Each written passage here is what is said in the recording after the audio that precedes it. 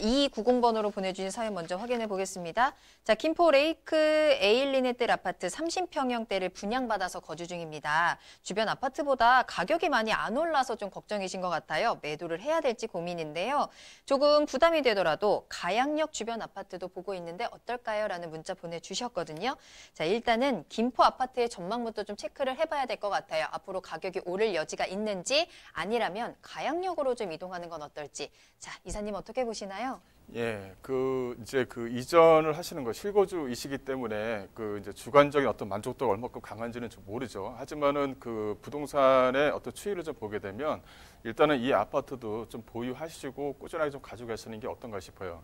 일단 주변 지역을 좀 보시게 되면 이 아파트가 이제 앞에 LH 3단지와 2단지가 위치해 있고 여기 에일린의 뜰이 이렇게 있습니다.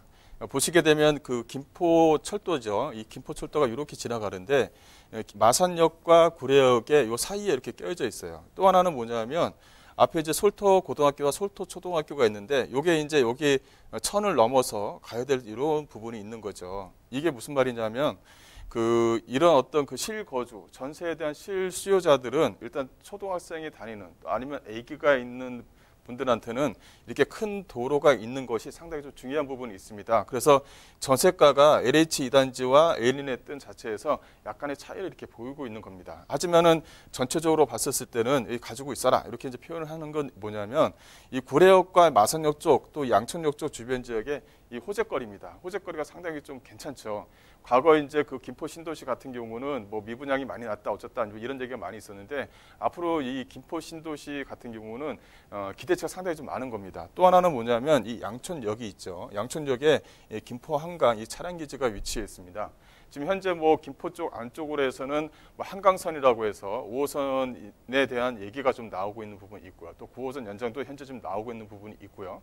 또 하나는 뭐냐면 GTX 뭐 D 노선이라고 해서 현재 인천에서 양천, 양천에서 검단에서 뭐 대림역이라든가 사당역으로 이어지는 GTX D 노선도 현재 좀 구상을 좀 하고 있는 중입니다. 이런 어떤 호재거리가 이쪽 안쪽에서는 아직까지 좀 살아있는 부분이 있다. 또 하나는 뭐냐면 이 김포 신도시 쪽에 구례역 쪽에 있는 이 상업시설입니다.